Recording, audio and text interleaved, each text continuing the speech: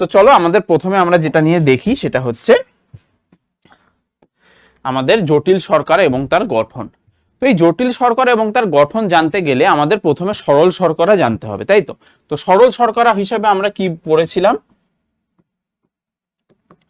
এই যে সরল শর্করা, আমরা সরল শর্করার একটা একদম সিম্পল রাসায়নিক গঠন হিসাবে আমরা জানি গ্লুকোজ।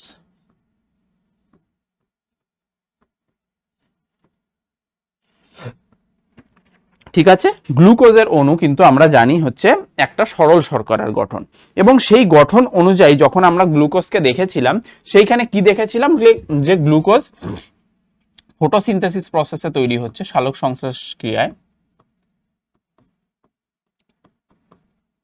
এবং সেই গ্লুকোজের স্ট্রাকচার বা রাসায়নিক গঠন হচ্ছে C6H12O6, তাই তো। এইটা আমরা দেখেছিলাম এবং এই অনুযায়ী আমরা এর কার্বন, হাইড্রোজেন এবং অক্সিজেনের অনুপাত বের করেছিলাম। এটা আগের চ্যাপ্টারে আমাদের হয়ে গেছে, 1:2:1 অনুপাতে থাকে, দেখেছিলাম এটা আমরা।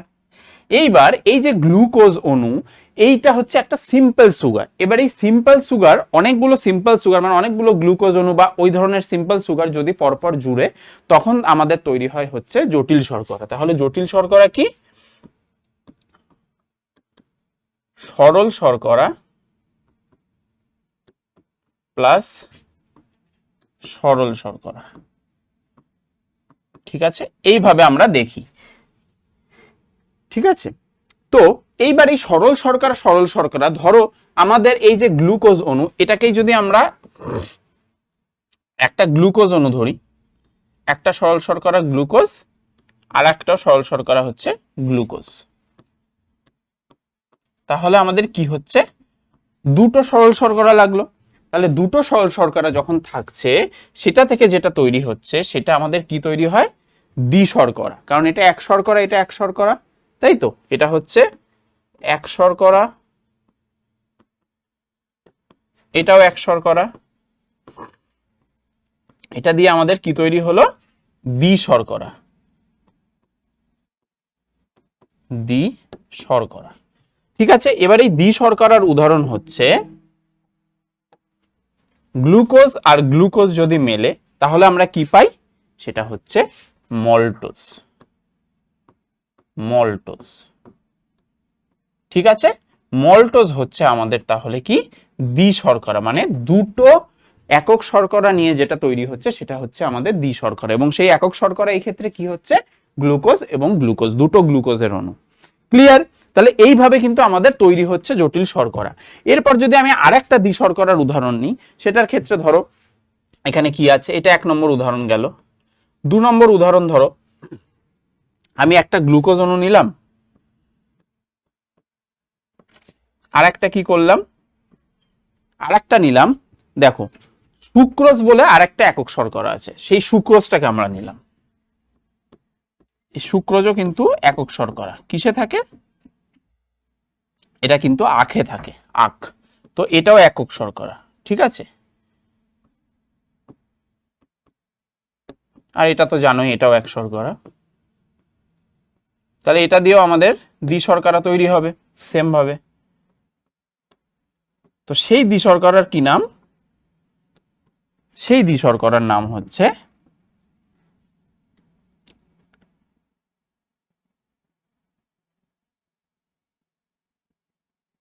দেখো মল্টোজ, সরি এখানে একটা জিনিস আমি একটু ভুল করে ফেলেছি, সেটা হচ্ছে এখানে সুক্রোজ না, সুক্রোজ দ্বি শর্করা, সুক্রোজ তৈরি হবে, ঠিক আছে। এখানে হবে হচ্ছে গ্লুকোজ প্লাস ফ্রুক্টোজ। ফ্রুক্টোজও হচ্ছে এক শর্করার উদাহরণ। ক্লিয়ার? তাহলে আমরা এক শর্করার উদাহরণ কি কি পাচ্ছি, গ্লুকোজ পেলাম, ফ্রুক্টোজ পেলাম, তাই তো। এগুলো সব এক শর্করা। এবার এইটা দিয়ে, এই দুটো দিয়ে যখন তৈরি হচ্ছে, গ্লুকোজ আর ফ্রুক্টোজ যখন মিলছে, তখন আমাদের কি তৈরি হচ্ছে, তখন আমাদের তৈরি হচ্ছে সুক্রোজ। সুক্রোজ, তাহলে সুক্রোজ হচ্ছে আমাদের দ্বি শর্করা, এবং এটা কিসে থাকে, আখে থাকে, আখ। আর মল্টোজ থাকে বার্লি। ক্লিয়ার? আরেকটা যদি আমরা উদাহরণ নিই তাহলে সেটা কি দেখব, আরেকটা উদাহরণ ধরো আমরা নিলাম যে একটা গ্লুকোজ আর একটা নিলাম গ্যালাক্টোজ, তাহলে গ্যালাক্টোজটাও কিন্তু এক শর্করা। ক্লিয়ার? গ্যালাক্টোজটাও আমাদের এক শর্করার উদাহরণ। তাহলে এটাও এক শর্করা, ওটাও এক শর্করা, তাহলে আমরা আবার দ্বিশর্করা পাবো। সেই দ্বিশর্করাটা কি এখানে? সেই দ্বিশর্করাটার নাম, যেটা গ্লুকোজ আর গ্যালাক্টোজ দিয়ে তৈরি হচ্ছে, সেই দ্বিশর্করার নাম হচ্ছে আমাদের ল্যাকটোজ। আমরা দুধে জানি দুধের যে শর্করা সেটা আমাদের ল্যাকটোজেন, তাই তো? তার মানে এই যে কম্পোনেন্টসটা এটা আমাদের দুধে থাকছে। ঠিক আছে, দুগ্ধ শর্করা বলা হয় এটাকে। ক্লিয়ার? তাহলে এই যে দ্বিশর্করা কথাটা লিখছি, তার মানে আমরা জটিল শর্করাকে দুটো ভাগে ভাগ করতে পারি। একটা কি? একটা হচ্ছে আমাদের, তাহলে দ্বিশর্করাকে আমরা কি ভাগে ভাগ করলাম?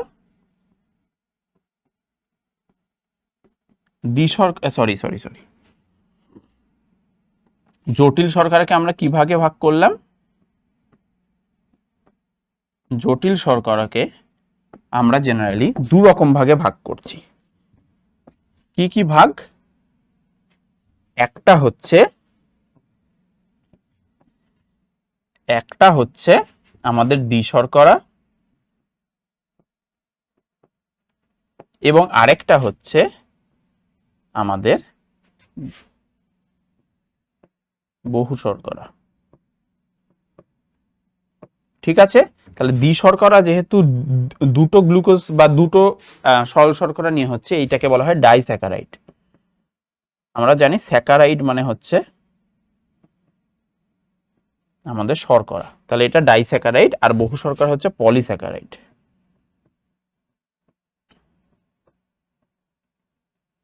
ক্লিয়ার? এইবার এই যে দুটো শর্করা, এবার এটার জানি আমরা যে দুটো হচ্ছে সরল শর্করা নিয়ে তৈরি, তাই তো? তাহলে এটা কি দিয়ে তৈরি? দুটি সরল শর্করা নিয়ে গঠিত। আর বহু শর্করাটা কি? বহু শর্করাটা কিন্তু 10 বা 10 এর বেশি সরল শর্করা নিয়ে গঠিত।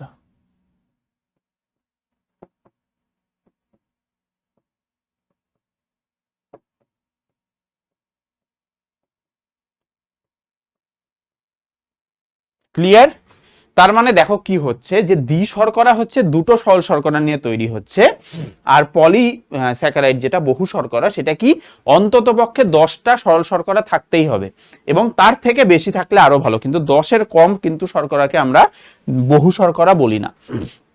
ঠিক আছে, তাহলে এইভাবে কিন্তু পরপর বন্ডগুলো এক একটা শর্করার সাথে জুড়ে কিন্তু এইভাবে দ্বিশর্করা এবং বহু শর্করা তৈরি করছে। এবং যে বন্ডটা এই মানে দুটো সরল শর্করাকে জুড়ছে, যে বন্ডটা জুড়ছে সেই বন্ডকে কি বলা হয়? সেই বন্ডটা এই ক্ষেত্রে তোমাদের বইতে হয়তো দেওয়া নেই, সেই বন্ডটাকে এই ক্ষেত্রে কি বলে? Glycosidic bond. Glycosidic bond. Clear? তাহলে এই ক্ষেত্রে কি হচ্ছে? শর্করার ক্ষেত্রে বন্ডের নামটা হচ্ছে গ্লাইকোসাইডিক বন্ড। এইবার আমরা এইখানে তো দেখলাম দ্বিশর্করার উদাহরণ, এগুলো কি দেখলাম? এগুলো হচ্ছে আমাদের ডাইস্যাকারাইড। এগুলো আমরা ডাইস্যাকারাইডস তৈরি করেছি। এবার যদি পলিস্যাকারাইডস তৈরি করতে যাই, তাহলে তার উদাহরণ হবে হচ্ছে আমাদের দুটো, আমরা এইখানেই দেখিয়ে দিই। এই যে বহু শর্করা,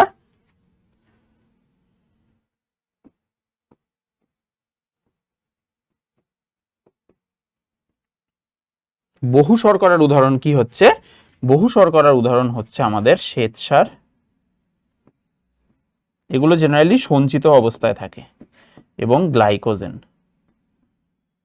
শ্বেতসার এবং গ্লাইকোজেনকে আমরা কি বলি?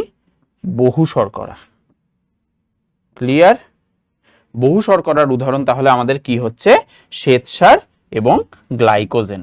মাথায় থাকবে শ্বেতসার এবং গ্লাইকোজেন হচ্ছে আমাদের বহু শর্করার উদাহরণ, যারা কমপক্ষে 10টা সরল শর্করা নিয়ে তৈরি অথবা 10-এর বেশি, সেটাই এখানে লেখা আছে।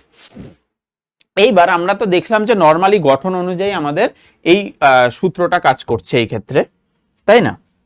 আমরা দেখলাম যে এখানে এই যে C6H12O6 এটা হচ্ছে গ্লুকোজের গঠন, যেটা অনুযায়ী আমাদের গ্লুকোজ বা শর্করার বা স্যাকারাইডসের যেটা একদম সরল ফরম্যাট রাসায়নিক গঠনে, সেটাকে আমরা কি লিখতে পারি? এই রেশিও অনুযায়ী CnH2O এটার হোল n। এখানেই যদি তুমি 6 বসাও, n ইকুয়াল টু যদি 6 হয়, তাহলে দেখো এই সমীকরণটা কি দাঁড়াবে? n এর জায়গায় 6 বসিয়ে দিলে H2O বাইরে 6। এবার এটাকে যদি তুমি ভাঙিয়ে দাও, তাহলে H এর দেখো 12 হয়ে গেল আর O এর দেখো 6 হয়ে গেল। তাহলে এটাই হচ্ছে সেই গ্লুকোজ। এবার এটা জেনারেলি প্রত্যেকটা স্যাকারাইডসের কিন্তু স্ট্রাকচার এই ফরম্যাটটা, এই ফরম্যাটটা কিন্তু প্রত্যেকটা স্যাকারাইডসের স্ট্রাকচার। মাথায় থাকবে, প্রত্যেকটা স্যাকারাইডসের স্ট্রাকচার কিন্তু এই রকম হয়। এক্সেপশন আছে একটা, এক্সেপশনটা বলে দিই। এখানে এক্সেপশন হচ্ছে এক্সেপশন কি?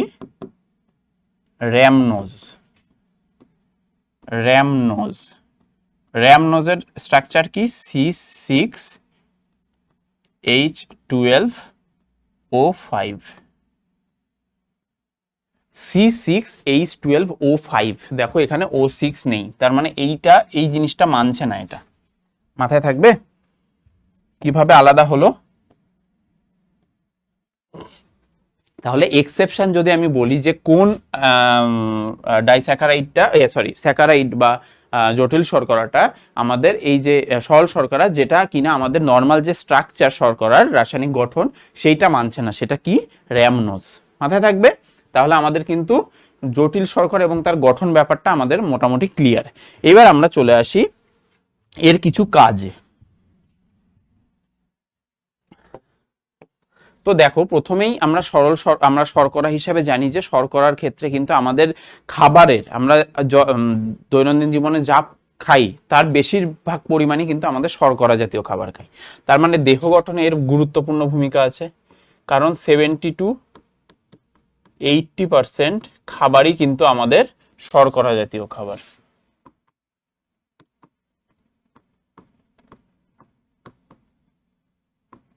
তাই তো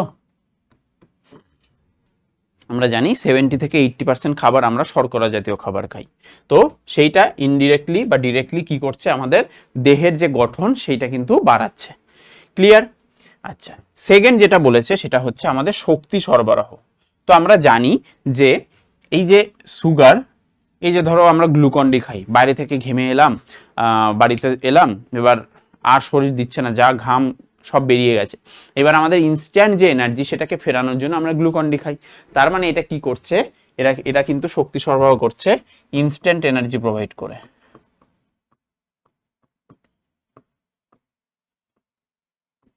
ইনস্ট্যান্ট এনার্জি প্রোভাইডার হিসেবে কাজ করছে।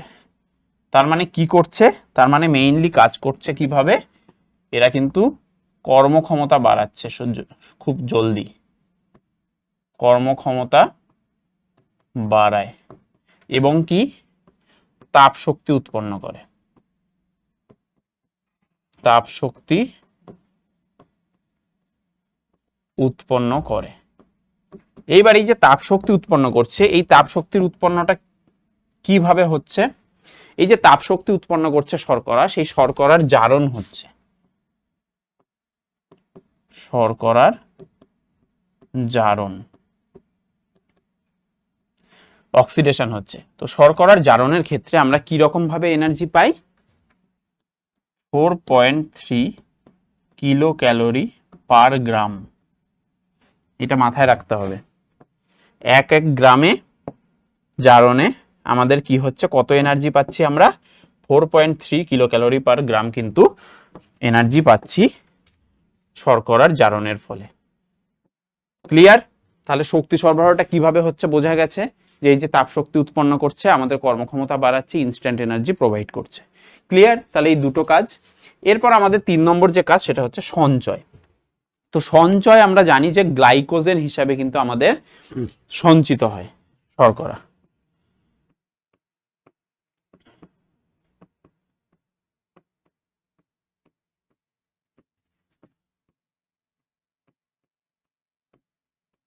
কিসে? যকৃৎ ও পেশি কোষে।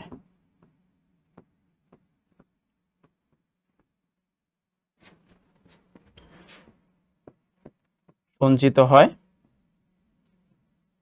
এবং সেই যে সঞ্চিত শক্তি সেটা কখন হয়, খরচ হয়? সেই সঞ্চিত শক্তিটা আমাদের যখন আমরা ধরো যখন খাবার দাবার সেরকম ভাবে খাচ্ছি না, ঠিক আছে, আমাদের যখন খাবারের দরকার, তখন কিন্তু এই যে সঞ্চিত শক্তি সেইটা থেকেই কিন্তু আমাদের এনার্জিটা আমরা ট্রান্সফার হয় এবং সেই না খাওয়া অবস্থায় কিন্তু আমাদের সেই জিনিসটা কিন্তু কাজে লাগে। ক্লিয়ার? তাহলে কি হিসাবে সঞ্চিত হচ্ছে মাথায় রাখতে হবে, গ্লাইকোজেন। ক্লিয়ার? আচ্ছা, এরপর আমাদের আছে হচ্ছে খাদ্য উপাদান। তো খাদ্য উপাদান হিসেবে আমরা কিভাবে পাচ্ছি? আমরা কিছুক্ষণ আগে যখন এটার দ্বিশর্করা এবং যে বহু শর্করার ব্যাপারটা বলছিলাম, তখনই বললাম যে খাদ্য উপাদান হিসেবে আমাদের দ্বিশর্করা কি কি ছিল? Maltose,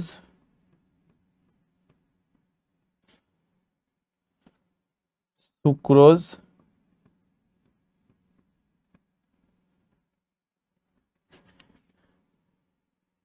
lactose. কোনটা কি কাজ করত? কোনটা কিসে থাকতো? মল্টোজ থাকতো কিসে? আমাদের বার্লি। ঠিক আছে, তাহলে এটা একটা খাদ্য উপাদান যার মধ্যে থেকে আমরা এই শর্করাটা পাবো। সুক্রোজ কিসে থাকছে? ইক্ষু বা আখ বলে এটাকে। ঠিক আছে, আখের রসে, যেটা খুব সুইট হয়। ঠিক আছে, এবং ল্যাকটোজ কি? আমাদের ল্যাকটোজেন মানে দুগ্ধ শর্করা।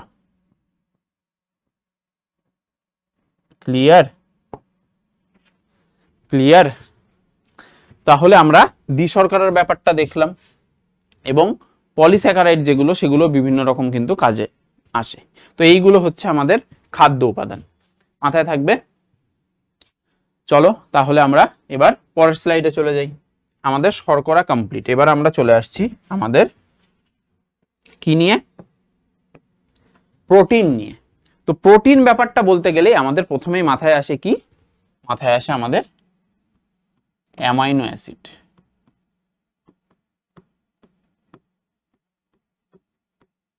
মাথায় আসে আমাদের অ্যামাইনো অ্যাসিডের কথা। এবং প্রোটিনকে আমরা আরেক কথায় কি বলি? আমিষ। এবং এই প্রোটিন কিন্তু আমাদের জীবদেহের বা জীবকোষের সবচেয়ে গুরুত্বপূর্ণ উপাদান।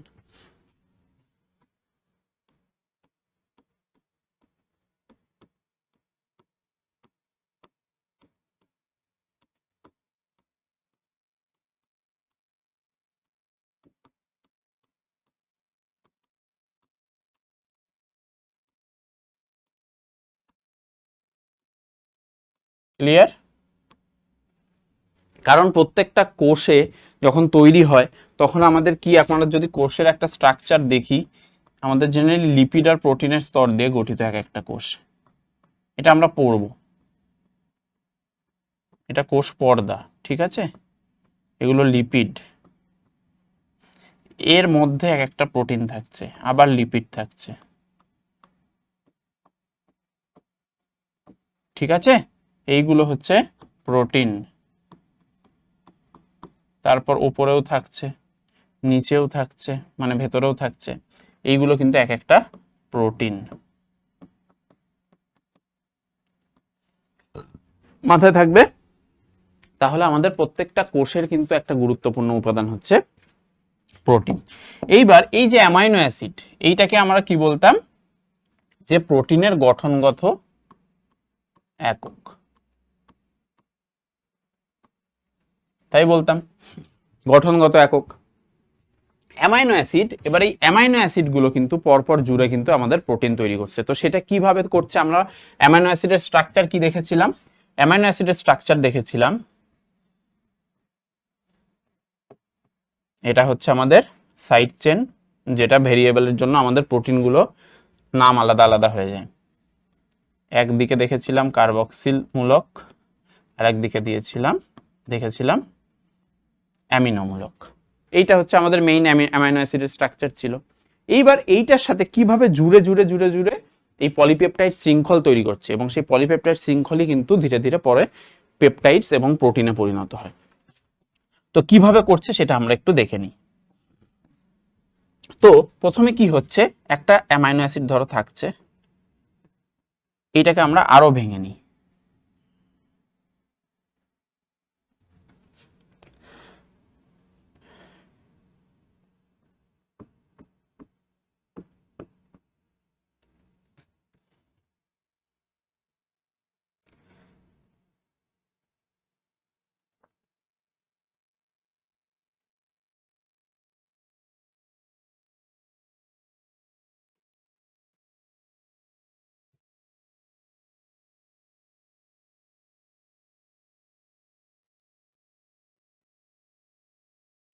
এটা একটা অ্যামাইনো অ্যাসিড, এটা R1 দিয়েছি যেহেতু, তাহলে এটাকে আমরা কি ধরি,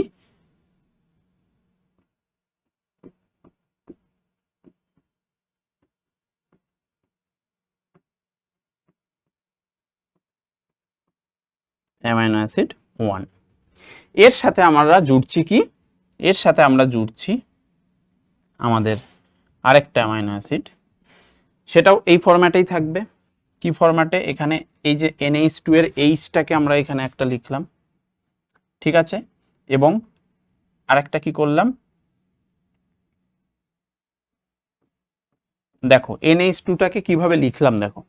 এইবার আমাদের যা আছে এরপর এইটা, এই স্ট্রাকচারটা, এইখানে আমরা কি করব, এটাকে R2 দিয়ে দেবো, কারণ এটা একটা আলাদা অ্যামাইনো অ্যাসিড, ঠিক আছে, মানে আলাদা একটা সাইড চেন। এবং এই সাইডে আমাদের কি হবে, এই সাইডে আমরা নর্মাল COOH লিখি, ঠিক আছে। এইবার দেখো কিভাবে তৈরি হচ্ছে, তাহলে এটা কি, এটা আলাদা একটা অ্যামাইনো অ্যাসিড, এটাকে ধরলাম আমরা অ্যামাইনো অ্যাসিড 2, অ্যামাইনো অ্যাসিড 2। এইবার দেখো ও কি কি হচ্ছে, দেখো এইবার কি হচ্ছে, এটা একটা অ্যামাইনো অ্যাসিড, এটা একটা অ্যামাইনো অ্যাসিড।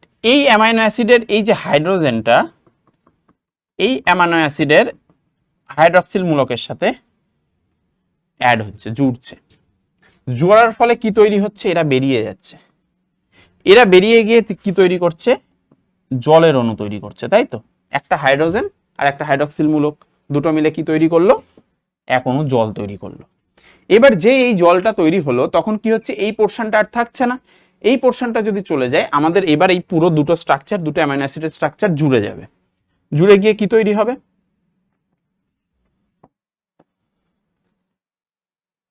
কেমন দেখতে হবে দেখো, এই যে দেখো পরপর NH2, তারপর কি আছে C, এখানে H, এখানে R1, তারপর কি C, এখানে কিন্তু কার্বক্সিলের যে পোর্শনটা বেঁচে গেছে সেইটুকু, এইটুকু নেই, আবার এইটুকু, এই বন্ডটা থেকে যাবে। এই যে এখানে একটা বন্ড দেখো,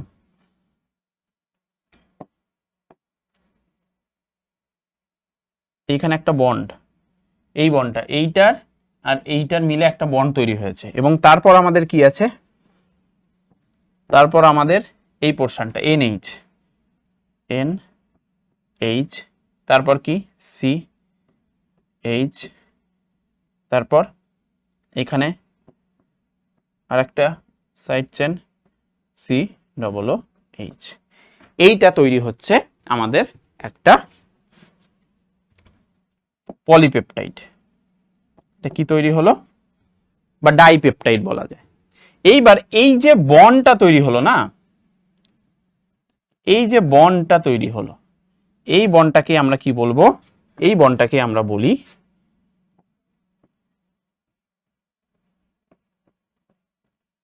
পেপটাইড বন্ড।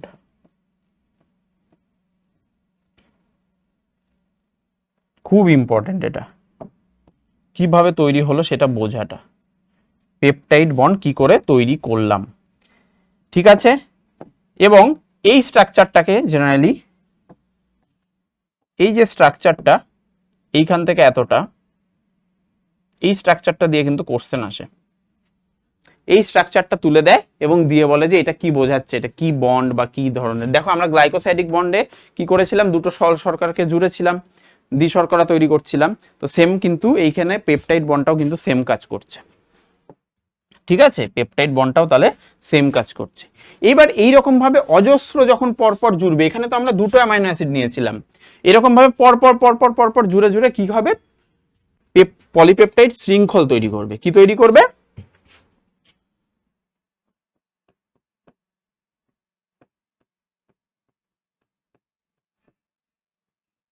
পলিপেপটাইড চেন বা শৃঙ্খল তৈরি করবে। ক্লিয়ার? এইবার এই পলিপেপটাইড শৃঙ্খল ধীরে ধীরে কি করবে, ধরো এবার একটা পলিপেপটাইড শৃঙ্খল তৈরি হয়ে গেল, তার পাশে আরেকটা পলিপেপটাইড শৃঙ্খল। এবার দুটোর পলিপেপটাইড শৃঙ্খলের পাশাপাশি হরাইজন্টালি যদি কোনো কানেকশন হয়, তখন তৈরি হবে কি, গৌণ। ঠিক আছে, সেকেন্ডারি স্ট্রাকচার, প্রোটিন তৈরি হলো, এটা সেকেন্ডারি স্ট্রাকচার অফ প্রোটিন, এটা নর্মাল প্রোটিন তৈরি হলো, তারপর কি তৈরি হলো, গৌণ।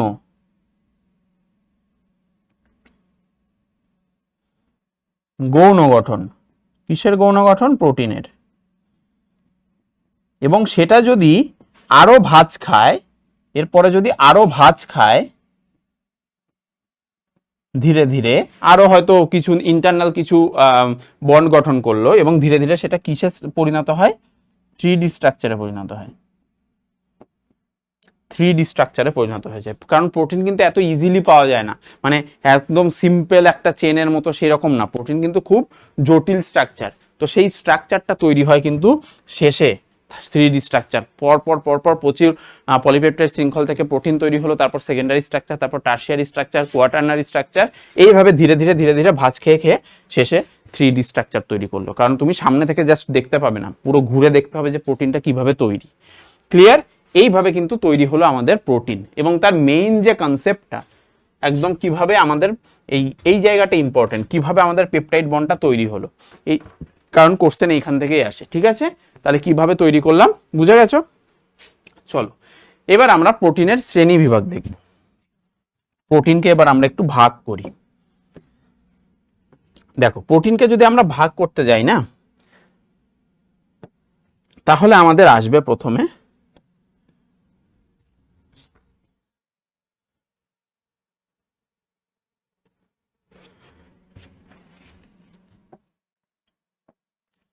আমরা প্রোটিনকে 3 রকম ভাবে ভাগ করি।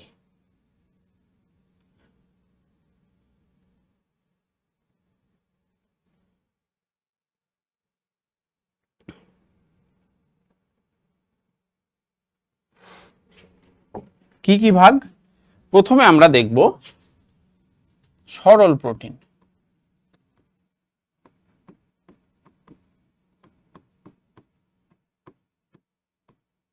ঠিক আছে, কি দেখব আমরা? আমরা দেখব সরল প্রোটিন। তো সরল প্রোটিন কি? যে প্রোটিন অন্য কিছুর সাথে কিন্তু যুক্ত হচ্ছে না, নর্মাল অবস্থায় যেমন অ্যামাইনো অ্যাসিডের সাথে অ্যামাইনো অ্যাসিড সেইভাবেই তৈরি হচ্ছে, আলাদা কিছু আর কিছু হচ্ছে না। ঠিক আছে, সেইটাকে আমরা সরল প্রোটিন বলি। তাহলে কি লিখব? যে সকল প্রোটিন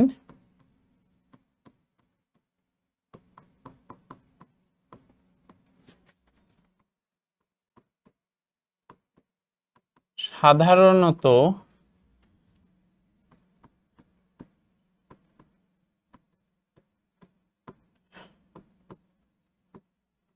অ্যামাইনো অ্যাসিডের সরল গঠনের মাধ্যমে তৈরি হয়, কোনো কিছুর সাথে অ্যাটাচ না হয়ে।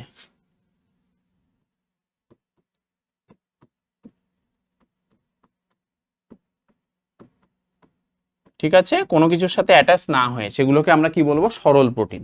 যেমন আমরা জানি যে এই যে ডিম,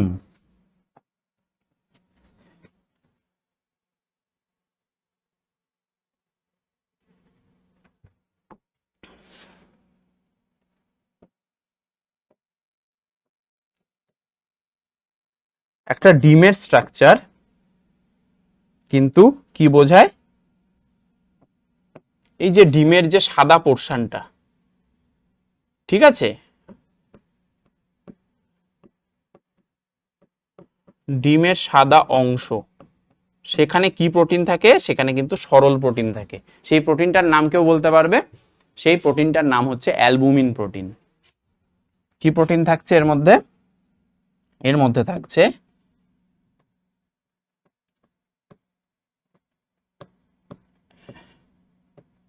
অ্যালবুমিন প্রোটিন, যেটা কি প্রোটিন? একটা সরল প্রোটিন।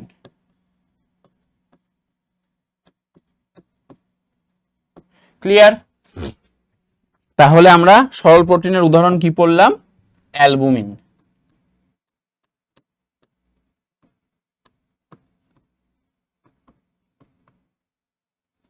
মাথায় থাকবে।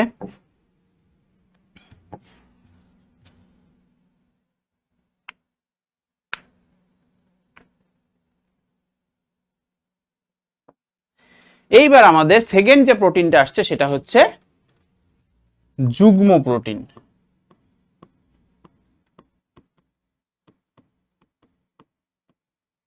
যুগ্ম প্রোটিন বা কনজুগেটেড প্রোটিন।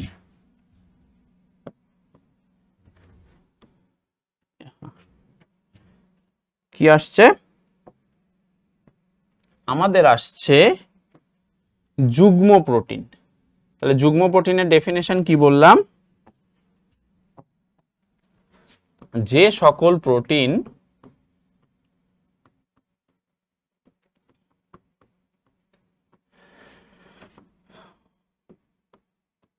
অন্য কোনো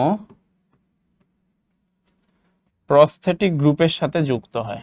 এবার তোমাদের মনে আসবে, কোশ্চেন আসবে যে প্রস্থেটিক গ্রুপ আবার কি? তো এইটা পড়তে গেলে আমাদের এনজাইমের ব্যাপারটা জানতে হবে। প্রস্থেটিক গ্রুপ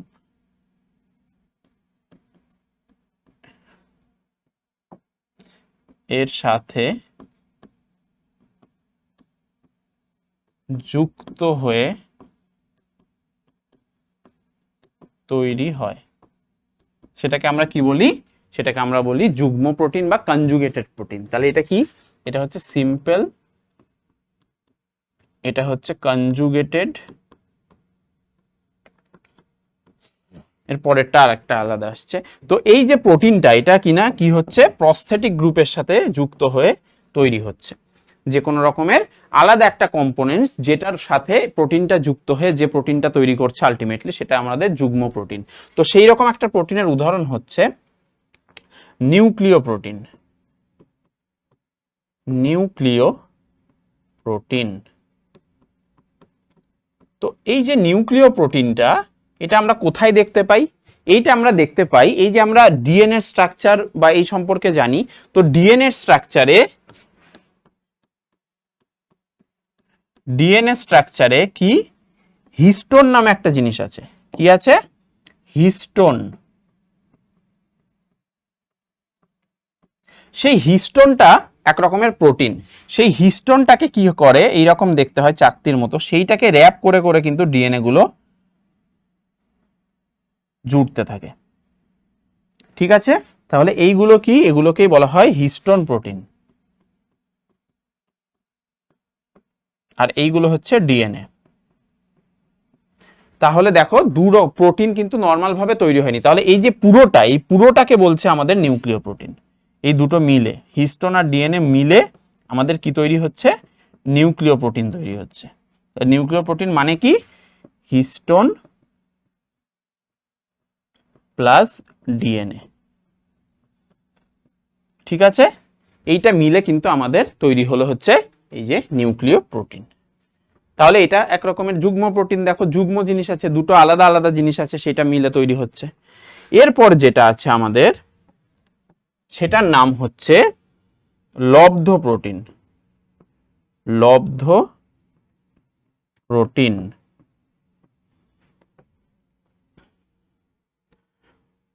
তো এই লব্ধ প্রোটিন যদি বলতে চাই, তাহলে লব্ধ প্রোটিন কিন্তু আমরা জেনারেলি পাই না, নর্মাল ভাবে পাই না। তাহলে কি প্রোটিন বললাম? লব্ধ প্রোটিন, যেটা কিনা আমরা নর্মাল ভাবে পাই না, জেনারেলি আমরা পাই না। সেইটাকে আমরা বলবো লব্ধ প্রোটিন। সেটা কিভাবে পাই? ওই নর্মাল যে প্রোটিনটা সেটার যদি জারণ হয়, ঠিক আছে, তখন কিন্তু আমরা পাই, বা আদ্র বিশ্লেষণ হয় তখন কিন্তু আমরা পাই। তাহলে যে সকল প্রোটিন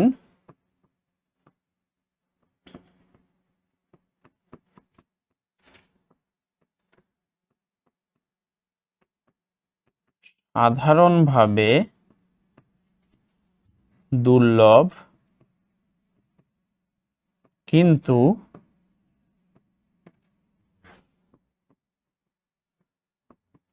প্রোটিনের জারণ বা আদ্র বিশ্লেষণের ফলে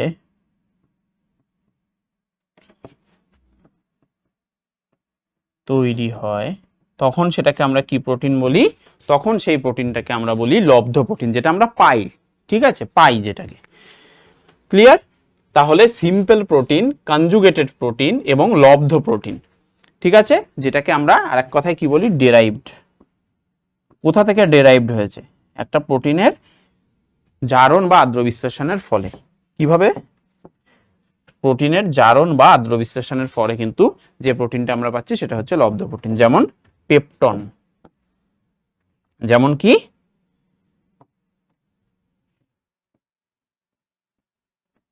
পেপটন। পেপটন হচ্ছে এক প্রকার লব্ধ প্রোটিন। যদি প্রোটিনকে আমরা আদ্র বিশ্লেষণ করি তাহলে সেখান থেকে ধীরে ধীরে আমরা কি পাই? পেপটন পাই। ক্লিয়ার? তাহলে প্রোটিনের শ্রেণীবিভাগ তিনটে, কোনো রকম কনফিউশন নেই।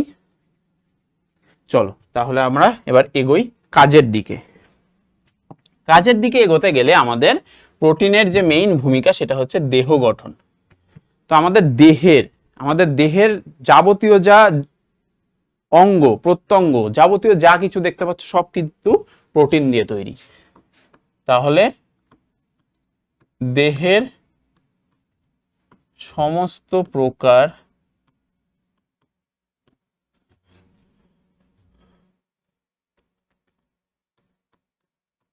অংশসমূহের প্রথম ও প্রধান উপাদান হলো প্রোটিন। ক্লিয়ার? কোষ গঠনেও সাহায্য করতো, কোষের যে কোষ পর্দা সেগুলোর যে মেইন কম্পোনেন্টস গুলো সব কিন্তু প্রোটিন দিয়ে তৈরি। তাহলে মেইন জিনিসটাই কিন্তু আমাদের প্রোটিন তৈরি করছে। আচ্ছা, এইবার আরেকটা কি আছে? সেকেন্ড যে পয়েন্ট আছে সেটা আছে দেহের ক্ষয়পূরণ এবং বৃদ্ধি সাধন। তো আমরা জানি দেহে যে কোনো রকমের বিপাক ক্রিয়ার ফলে যেসব ক্ষয়গুলো হচ্ছে সেই ক্ষয়টাকে পূরণ করতেও কিন্তু আমাদের প্রোটিন সাহায্য করে। এই কারণে আমরা বেশি পরিমাণে মাছ, মাংস, ডিম, যে জাতীয় খাবারে আমাদের প্রোটিন থাকে সেগুলো আমরা বেশি করে খেতে চাই বা খেতে বলি, বা ডাক্তারও প্রেসক্রাইব করে। তো আমাদের মেইনলি 4.3 কিলো ক্যালোরি পার গ্রাম, এইটা হচ্ছে আমাদের কি? আমাদের এই যে শক্তি উৎপন্ন হয় একটা প্রোটিনের জারণের ফলে, সেটা হচ্ছে এইটা, যেটা কিনা 4.2 ছিল, হচ্ছে কোনটাই ছিল? সেটা হচ্ছে আমাদের শর্করায় ছিল। সেখানে এটা হচ্ছে 4.3 কিলো ক্যালোরি পার গ্রাম। ক্লিয়ার? তো এইভাবে আমাদের তাহলে কিভাবে দেহের ক্ষয়পূরণ হচ্ছে এবং বৃদ্ধি সাধন হচ্ছে? এই দুটো পরস্পর ওতপ্রোতভাবে জড়িত। যে এই যে বিপাক ক্রিয়াগুলো হচ্ছে, বিভিন্ন বিপাক ক্রিয়ার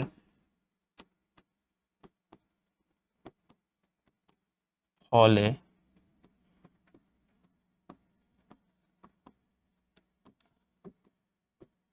দেহের ক্ষয় সমূহকে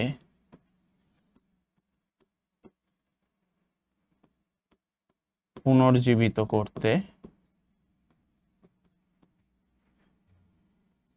কি লাগে? প্রোটিন প্রয়োজন। ক্লিয়ার? এবং ধীরে ধীরে সেটার বৃদ্ধি সাধন করতে। নেক্সট আমাদের আসছে উৎসেচকের সংশ্লেষ। তো আমরা জানি বিভিন্ন উৎসেচক কিন্তু সেটার মেইন সোর্সই কিন্তু প্রোটিন, ঠিক আছে, প্রোটিন দিয়ে কিন্তু বিভিন্ন উৎসেচক তৈরি হয়, ঠিক আছে। এই যে প্রস্থেটিক গ্রুপের ব্যাপার বললাম, যেটা আমাদের কনজুগেটেড যে প্রোটিন সেটা তৈরি করতে সাহায্য করতো, তো সেগুলো কিন্তু সব উৎসেচক হরমোন, আমরা জানি হরমোনেরও উৎস হিসাবে কাজ করত। ঠিক আছে,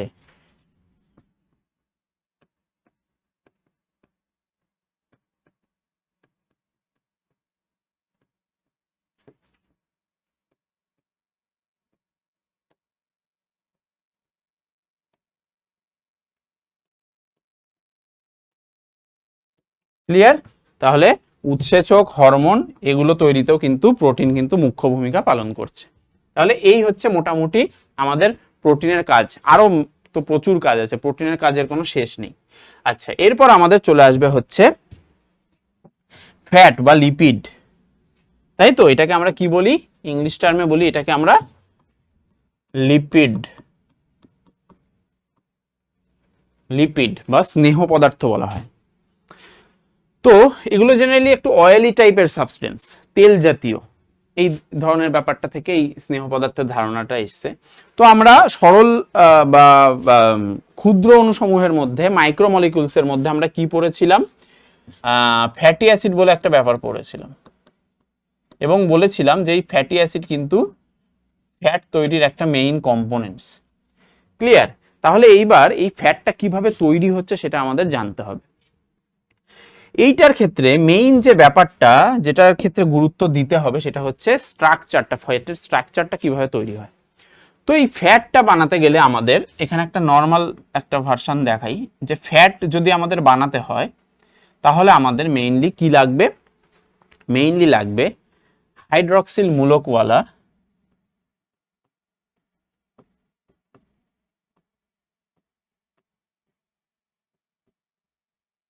হাইড্রক্সিল মূলক, এটা আচ্ছা, হাইড্রক্সিল মূলকওয়ালা কি লাগবে আমাদের?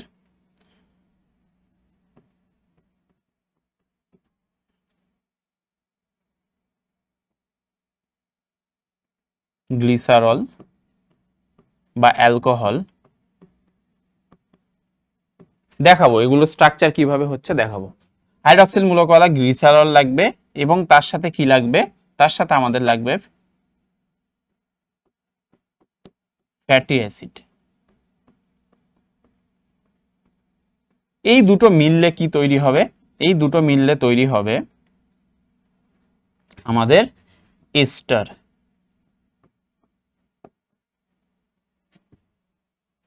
সেটা কি? যদি একটা ফ্যাটি অ্যাসিড জোড়ে, one molecule of fatty acid জোড়ে, তাহলে আমাদের তৈরি হবে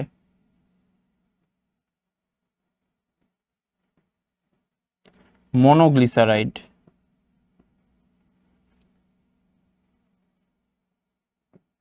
মনোগ্লিসারাইড আর এক অণু জল। ঠিক আছে, যদি one molecule of fatty acid হয়।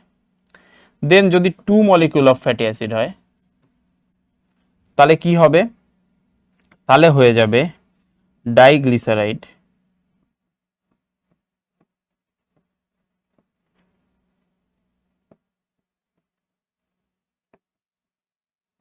এবং কয় অণু জল হয়ে যাবে? 2 অণু জল। ক্লিয়ার? এবং যদি এটা 3 মলিকিউল অফ ফ্যাটি অ্যাসিড নিই, তাহলে আমাদের তৈরি হয়ে যাবে ট্রাইগ্লিসারাইড, এবং এইটাকেই মেইনলি আমরা গণ্য করি ফ্যাট হিসেবে। সবই ফ্যাট, এবং তার সাথে 3 অণু জল তৈরি হবে। এবার এই ব্যাপারটা কিভাবে হচ্ছে সেটা আমি স্ট্রাকচারালি এখানে দেখাবো। দেখো, হাইড্রক্সিল মূলকযুক্ত যদি গ্লিসারল হয় তাহলে সেটার স্ট্রাকচার কিরকম হবে? CH2OH। দেখো হাইড্রক্সিল মূলকওয়ালা, এটার পুরো স্ট্রাকচার এখনো আঁকিনি।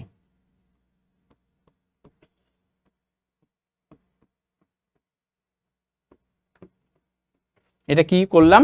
এটা হচ্ছে গ্লিসারল, এক অণু গ্লিসারল। কি বললাম? এক অণু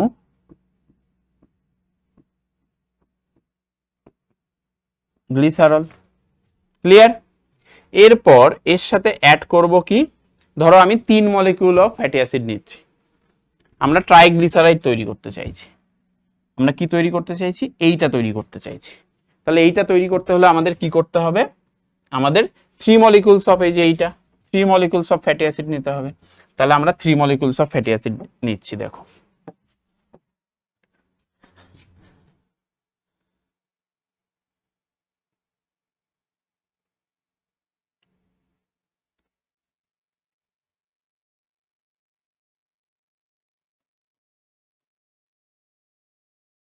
এটা একটা মলিকিউল অফ ফ্যাটি অ্যাসিড, এটা আলাদা, দেখো R2 R1 এগুলো আলাদা আলাদা হয়ে যাচ্ছে।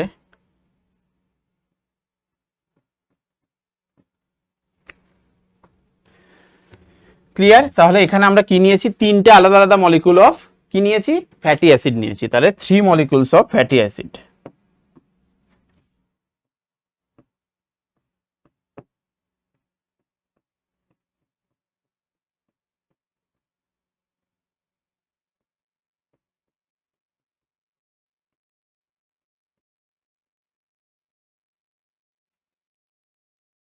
ক্লিয়ার?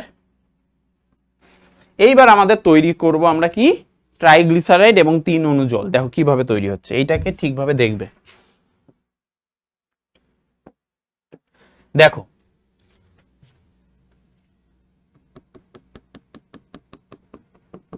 এইখান থেকে একটা জলের অণু বেরোবে। আচ্ছা সরি, এইখানে একটু ভুল হয়েছে, এখানে একটু স্ট্রাকচারালি ভুল হয়েছে। কি হবে?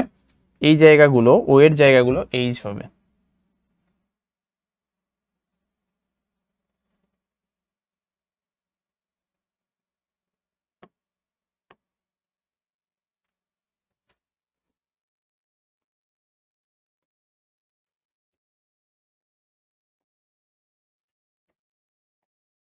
কি হবে?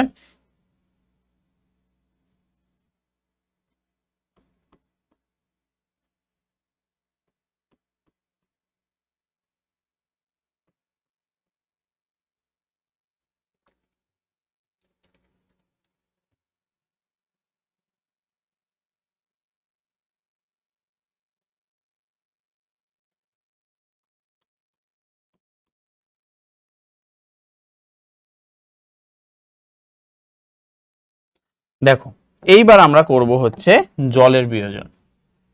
তাহলে এইখান থেকে একটা জল বেরোবে, এইটা থেকে আরেকটা জল বেরোবে আর এক অণু, এবং লাস্ট হচ্ছে এইটা থেকে,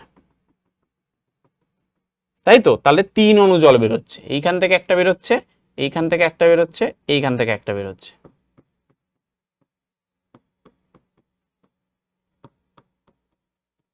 ক্লিয়ার? তাহলে আমরা কি পাচ্ছি, কি তৈরি হচ্ছে? দেখো স্ট্রাকচারটা, দেখো স্ট্রাকচারটা কেমন তৈরি হবে। এইটুকু নেই, এই পোর্শনগুলো নেই, তাহলে কি হবে? CH2, তারপর কি আছে এইদিকে OCR। ক্লিয়ার? এটাকে আরেকটু এই সাইডে লিখলে ভালো হতো। আচ্ছা, তারপর কি আছে? তারপর ধরো CH, আবার OC, এখানে R2। ঠিক আছে, এইগুলো কিন্তু চেঞ্জ, কারণ 3টে আলাদা আলাদা মলিকিউল অফ ফ্যাটি অ্যাসিড নিয়েছি। এবং লাস্টলি আবার CH2, এইটুকু নেই, আবার OC এবং R3। ক্লিয়ার? তাহলে এই যে স্ট্রাকচারটা তৈরি হলো, এটা কিসের স্ট্রাকচার? এই স্ট্রাকচারটার নাম হচ্ছে ট্রাইগ্লিসারাইড।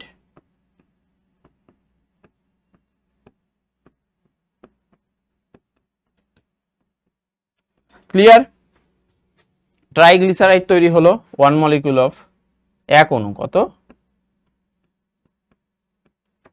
এক অণু ট্রাইগ্লিসারাইড তৈরি হলো পুরোটা যুক্ত হয়ে, এবং তার সাথে কত?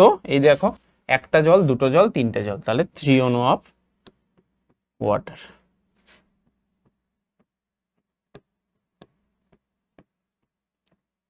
এইটা একটু কমপ্লিকেটিভ স্ট্রাকচারটা লিপিডের ক্ষেত্রে, প্রোটিনের ক্ষেত্রে যেটা অনেকটা ইজি ছিল, কিন্তু এইটা মনে রাখতে হবে, কিছু করার নেই বাবা। ঠিক আছে, যে 1 অণু of glycerol 3 molecules of fatty acid, সেটা থেকে তৈরি হচ্ছে আমাদের ট্রাইগ্লিসারাইড, যেটা কিনা লিপিড, এবং 3 অণু জল তৈরি হচ্ছে। এই হচ্ছে টোটাল আমাদের মোটামুটি ফ্যাটের রাসায়নিক গঠন। আচ্ছা, এইখানে একটা জিনিস আমি বলতে চাই, ফ্যাটের ক্ষেত্রে একটা কোলেস্টেরল বলে একটা ব্যাপার আছে। কি ব্যাপার আছে? ফ্যাটের ক্ষেত্রে কোলেস্টেরল বলে একটা ব্যাপার আছে। কোলেস্টেরল, এটা কি? কোলেস্টেরল জিনিসটা কি? কোলেস্টেরল জিনিসটা হচ্ছে রক্তে অবস্থিত স্টেরল, বা রক্তে পাওয়া যায় এরকম স্টেরলকে আমরা কোলেস্টেরল বলি। ঠিক আছে, এটাও কিন্তু এক রকমের লিপিড। স্টেরল মানে এক রকমের লিপিড। ঠিক আছে, এগুলো কিন্তু এক রকমের লিপিড। এইবার রক্তে অবস্থিত স্টেরল, কিন্তু সেই লিপিডগুলোর পরিমাণ আমাদের রক্তে একটা লিমিটেড থাকা উচিত, না হলে কিন্তু আমাদের অসুবিধা হবে। ঠিক আছে, এইটার যে সাধারণ পরিমাণ সেটা হচ্ছে প্রতি 100 গ্রামে এর পরিমাণ কত?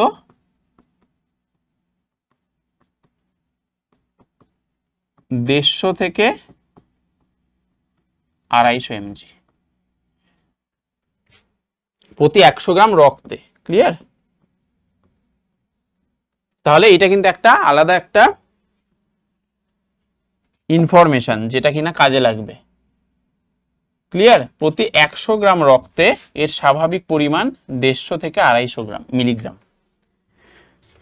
ঠিক আছে, তাহলে এইটা তোমাদের মাথায় রাখতে হবে, এই জিনিসটা ইম্পর্টেন্ট। কোলেস্টেরল জিনিসটা আসে এবং সেটা লিপিডের মধ্যেই পড়ছে। এর ছাড়া আরেকটা জিনিস হয় অপরিহার্য ফ্যাটি অ্যাসিড, আমরা পড়েছি। তো অপরিহার্য ফ্যাটি অ্যাসিড কি বলা হতো? যে অপরিহার্য ফ্যাটি অ্যাসিড কি? যেটা আমাদের, যেসব ফ্যাটি অ্যাসিড আমাদের দেহে নর্মাল ভাবে সংশ্লেষিত হয় না, সেটাকে আমাদের আলাদা করে বাইরে খাবার বা কিছু থেকে আমাদের নিতে হয়।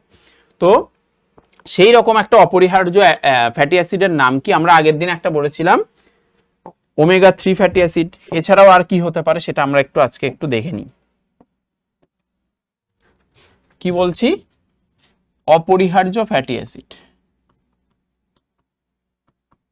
অপরিহার্য ফ্যাটি অ্যাসিড। তাহলে এর ডেফিনিশনটা আমরা বুঝে গেলাম যে আমাদের খাবারের মাধ্যমে নিতে হবে। তো এইটার এক্সাম্পল হয় হচ্ছে লিনোলেইক অ্যাসিড,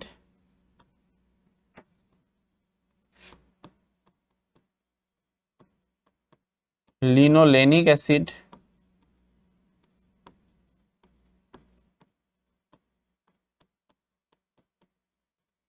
আর একটা কি?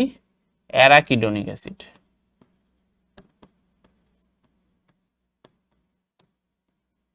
Arachidonic acid.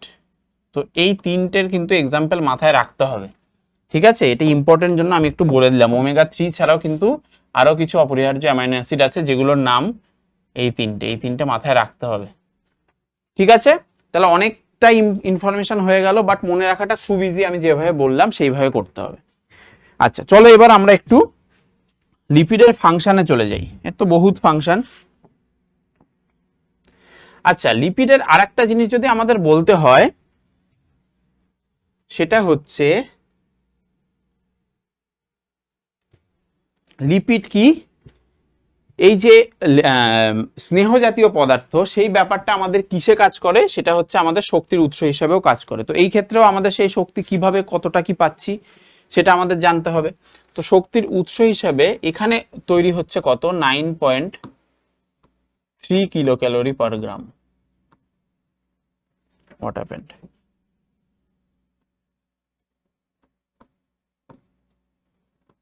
এই পরিমাণ শক্তি একটা লিপিডের জারণে, 1 মলিকিউল অফ লিপিডের জারণে কি হচ্ছে?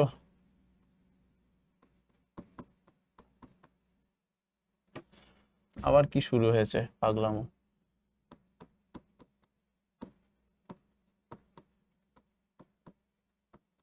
ওয়ান মলিকিউল অফ লিপিডের জারণে আমাদের কি তৈরি হচ্ছে? 9.3 কিলো ক্যালোরি পার গ্রাম পরিমাণ শক্তি উৎপন্ন হচ্ছে। ঠিক আছে, তাহলে এটা আমাদের কতটা জরুরি এই লিপিড সেটা আমাদের বুঝতে হবে।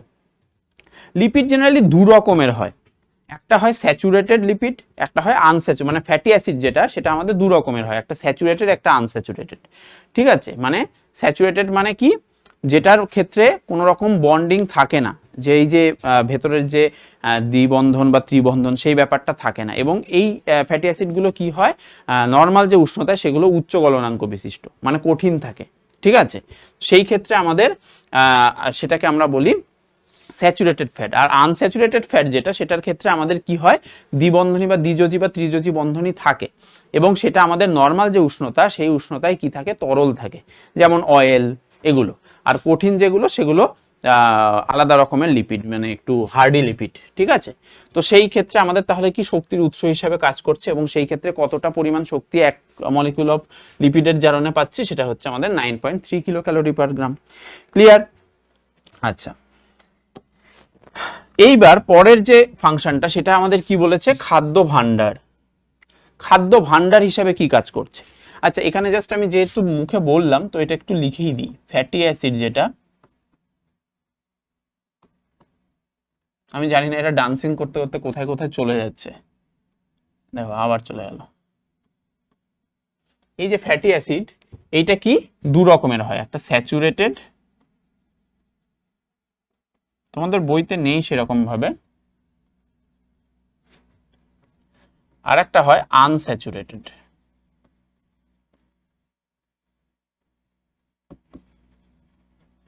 স্যাচুরেটেডের ক্ষেত্রে কি বললাম, স্যাচুরেটেড ফ্যাট হচ্ছে no double or triple bond, এই যে গঠন সেই গঠনে কিন্তু কোনো রকম বন্ডিং থাকে না।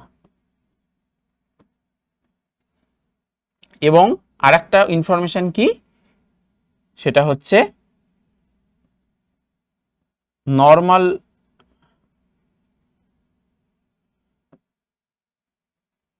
টেম্পারেচারে এরা কি হয়, সলিড, মানে ঘরের যে ঘরোয়া যে টেম্পারেচার সেটাতে এরা কিভাবে থাকে, সলিড হিসাবে থাকে। আর আনস্যাচুরেটেড জাস্ট এর উল্টো। কি হয়, আনস্যাচুরেটেড এর ক্ষেত্রে কি হয়, হ্যাভিং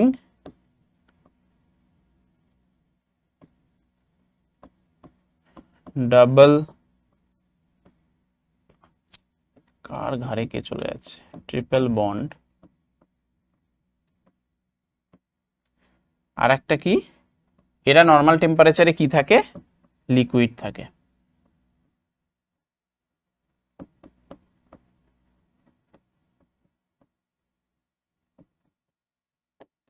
লিকুইড থাকে। ক্লিয়ার? এটা জাস্ট একটু ফ্যাক্ট হিসেবে বলে রাখলাম। আচ্ছা, এবার খাদ্য ভাণ্ডার হিসেবে কিভাবে কাজ করছে, আমি বললাম যে খাদ্য ভাণ্ডার হিসেবে কিভাবে কাজ করছে, যে এরা কিন্তু সঞ্চিত অবস্থায় থাকে, সঞ্চিত অবস্থায় মেদ কলা হিসেবে জমা থাকে, যা পরবর্তীতে কোনো উপবাস পরিস্থিতিতে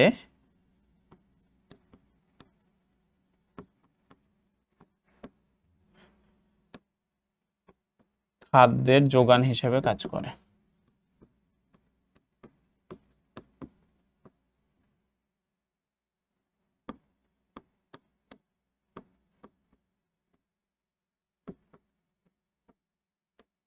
ক্লিয়ার? কিভাবে এখানে খাদ্য ভাণ্ডার, এবং এই যে ব্যাপারটা, এই ব্যাপারটাই খাদ্যের ভাণ্ডার তৈরি করছে আমাদের দেহের ভেতরে, এই যে সঞ্চিত খাদ্য হিসেবে। ক্লিয়ার? এরপর আমাদের তাপ নিয়ন্ত্রণ হিসেবে কিভাবে কাজ করছে, তাপ নিয়ন্ত্রণের ক্ষেত্রে কিভাবে কাজ করছে। তো আমাদের এই যে তাপ নিয়ন্ত্রণের যে ব্যাপারটা, মানে যে লিপিড জাতীয় যে ব্যাপারগুলো থাকছে সেগুলো আমাদের ইনসুলেটর হিসেবে কাজ করে, আমাদের দেহের ইনসুলেটর হিসেবে কাজ করে।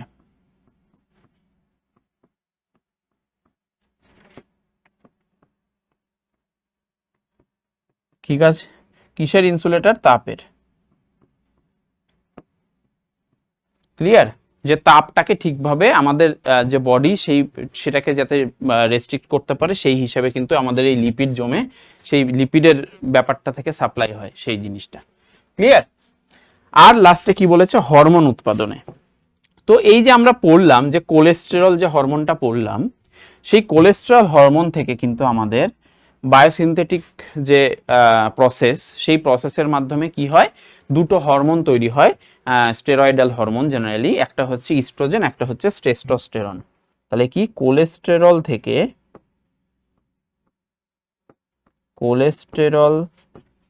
থেকে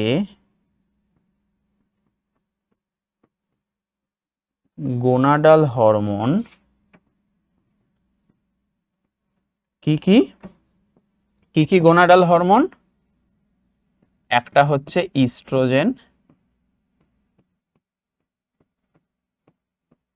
আর একটা হচ্ছে টেস্টোস্টেরন। ইস্ট্রোজেন কাদের থাকে? মেয়েদের। আর টেস্টোস্টেরন পুরুষদের। তো এই যে দুটো হরমোন, এই দুটো হরমোনের তৈরিতেও কিন্তু সাহায্য করে।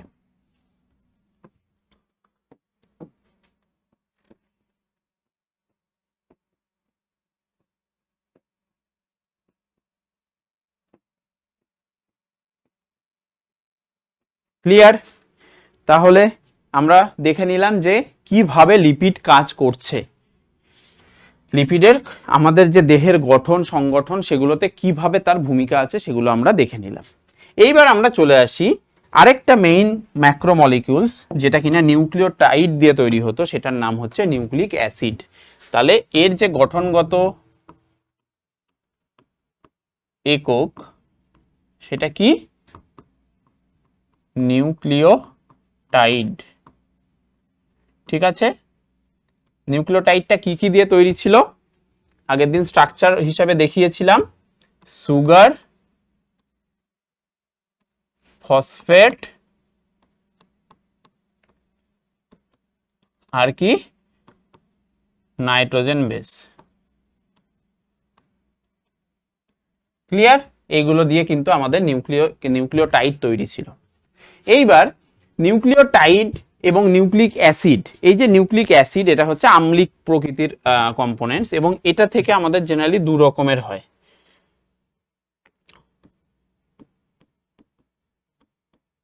দু প্রকার নিউক্লিক অ্যাসিড আমরা দেখতে পাই। আগের দিনই দেখিয়েছিলাম, কি কি দেখিয়েছিলাম? একটা কি? একটা হচ্ছে ডিএনএ আর একটা হচ্ছে আরএনএ। তো এই যে ডিএনএ, এই ডিএনএ তে আমরা কি জানি? ডিঅক্সিরাইবোজ সুগার থাকে।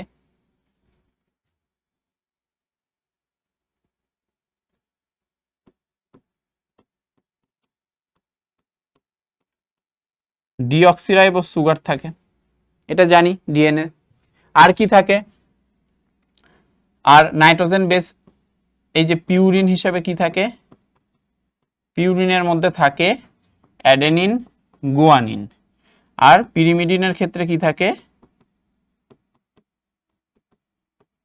পিরিমিডিনের ক্ষেত্রে থাকে সাইটোসিন আর থায়ামিন। তার মধ্যে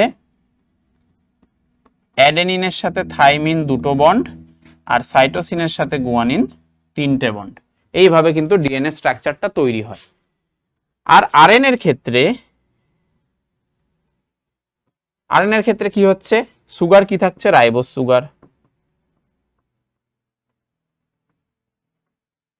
রাইবোজ সুগার থাকছে, তার সাথে আর কি থাকছে?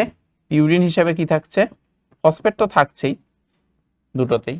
পিউরিন হিসাবে অ্যাডেনিন আর গুয়ানিন, এটার কোনো চেঞ্জ নেই। পিরিমিডিনে চেঞ্জ আছে। পিরিমিডিনে কি চেঞ্জ? পিরিমিডিনে চেঞ্জ হচ্ছে এখানে সাইটোসিন থাইমিনের জায়গায় ইউরাসিল থাকে। তো এইবার এই দুটোর ক্ষেত্রে অ্যাডেনিনের সাথে ইউরাসিলের ডাবল বন্ড আর সাইটোসিনের সাথে গুয়ানিনের যেরকম তিনটে বন্ড। এইভাবে কিন্তু এই নিউক্লিক অ্যাসিড তৈরি হয়, গঠনটা হচ্ছে এই রকম। ঠিক আছে, এর সাথে তো ফসফেট থাকছেই।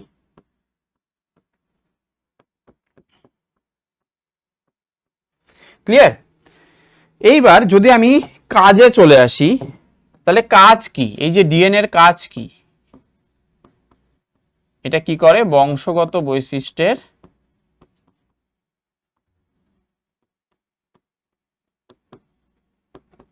ধারক ও বাহক হিসাবে কাজ করে, তাই না?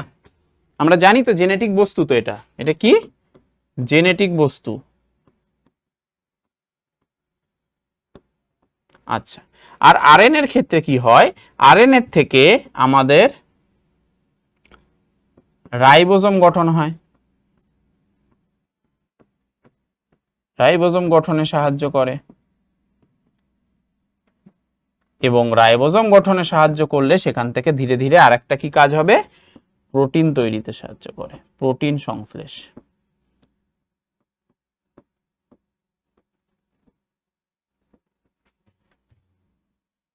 প্রোটিন সংশ্লেষে গুরুত্বপূর্ণ ভূমিকা আছে।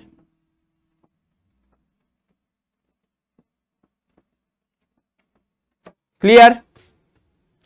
এইটুকু একদম নিউক্লিক অ্যাসিড একদম ক্লিয়ার। চলো, এর চেয়ে বেশি কিছু নেই নিউক্লিক অ্যাসিডে। আচ্ছা, এইবার এইখানে একটা মেইন যে ব্যাপার আছে সেটা হচ্ছে এটিপি। এটিপি এটার ফুল ফর্ম কি? Adenosine T for try, P for phosphate, adenosine triphosphate. কি বললাম? Adenosine triphosphate. আচ্ছা, এইবার এই যে অ্যাডিনোসিন ট্রাইফসফেট, এইটা কিভাবে তৈরি হচ্ছে এবং সেখান থেকে কিভাবে এটা আমাদের এনার্জি কারেন্সি হিসাবে কাজ করছে? তো অ্যাডিনোসিন ট্রাইফসফেটটা মেইনলি তৈরি হয় অ্যাডিনোসিন মনোফসফেট থেকে।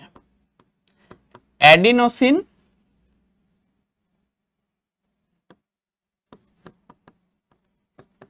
Monophosphate,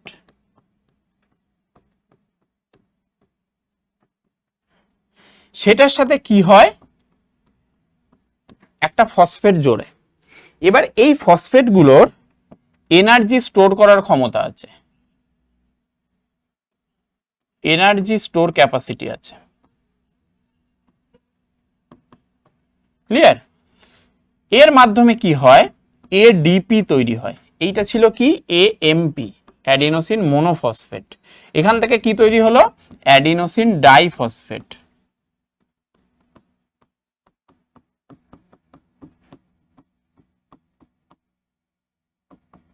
clear? এইবার এই যে অ্যাডিনোসিন ডাইফসফেট, এর সাথে যদি আবার আমাদের আরেকটা স্টোর পার্টিকেল ঢোকে ফসফেট, এটা কি? এগুলো কিন্তু ফসফেট, ইনঅর্গানিক ফসফেট।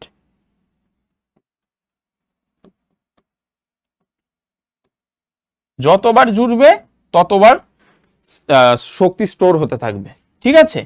তাহলে এইবার তৈরি করবে আমাদের এটিপি, অ্যাডিনোসিন ট্রাইফসফেট।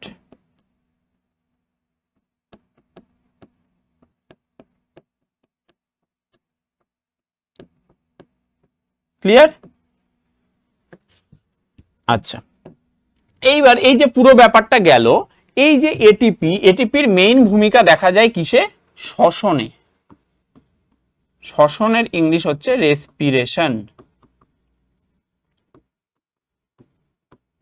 এই যে রেসপিরেশন, এর ক্ষেত্রে কি হয়? উল্টো প্রসেসটা হয়, এটিপিটাকে ভাঙতে থাকে। এতক্ষণ স্টোর হচ্ছিল শক্তি, এবার এটিপি ভাঙবে। ব্রেক হলে কি হবে? ADP plus PI. এবার এই যে ফসফেটটা নির্গত হবে, এখান থেকেই শক্তির যোগান দেবে।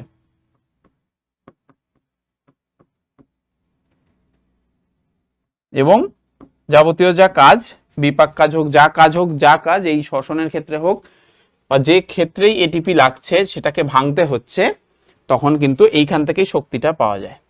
এইবার যদি এডিপিটাকে আবার ভাঙে, তাহলে এএমপি আবার পিআই, এবং সেই পিআইটাই আবার এখানে শক্তির যোগান দেবে। এইভাবে জিনিসটা হয়।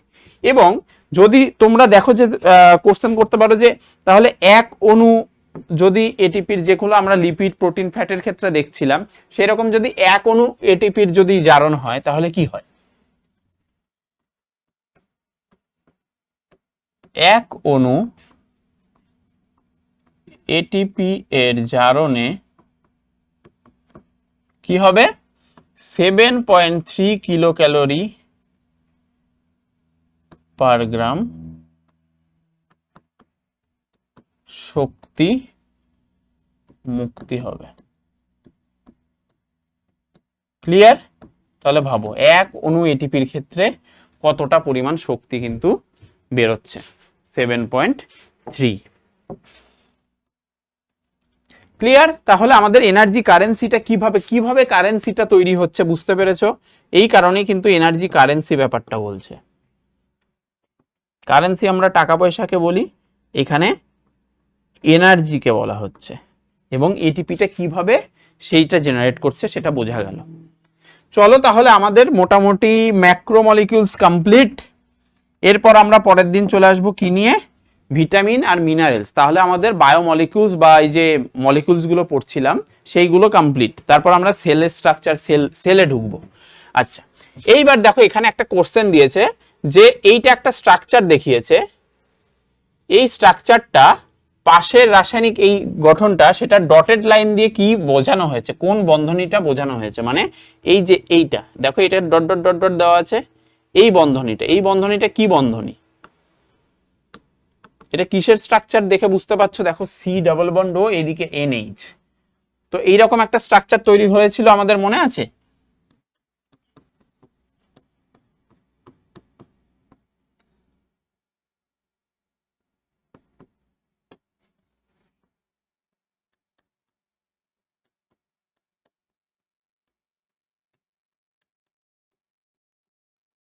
এইরকম একটা স্ট্রাকচার তৈরি হয়েছিল।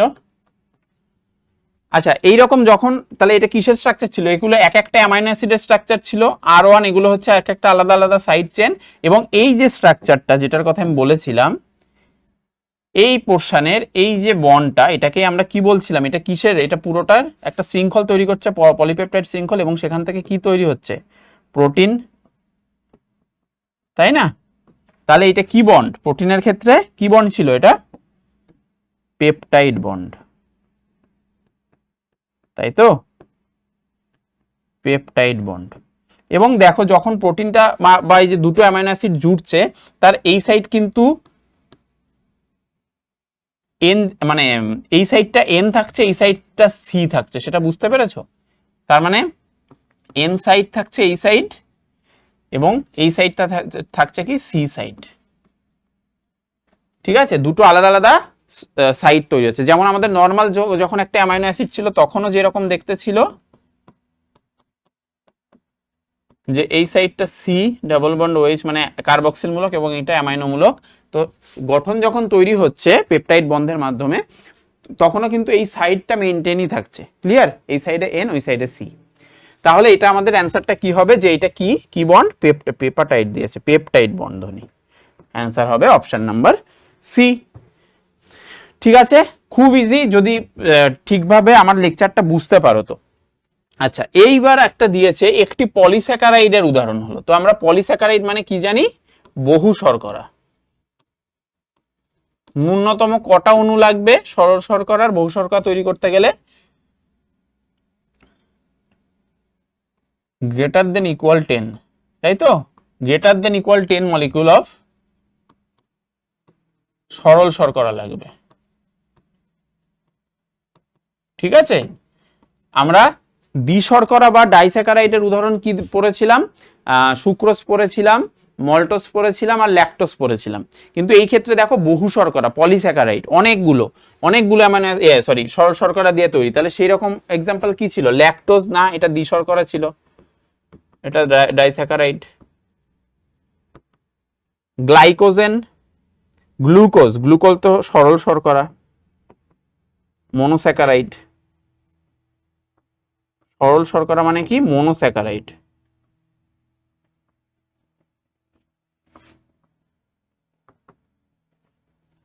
সুক্রোজ, এটাও ডাইস্যাকারাইড। তাহলে আর কি বেঁচে থাকছে? গ্লাইকোজেন, মনে আছে? গ্লাইকোজেন পেশিতে সংশ্লেষিত হচ্ছিল,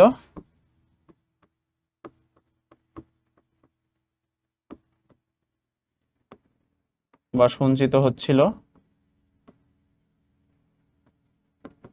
তাহলে এটা কি গ্লাইকোজেনটাই হচ্ছে আমাদের, গ্লাইকোজেন আর শ্বেতসার ছিল মনে আছে, এটা হচ্ছে আমাদের বহু শর্করার উদাহরণ। তাহলে আমাদের অ্যান্সার কি, কোনটা রাইট, অ্যান্সার নম্বর মানে অপশন নাম্বার 2 গ্লাইকোজেন। গ্লাইকোজেন হচ্ছে পলিস্যাকারাইডের উদাহরণ।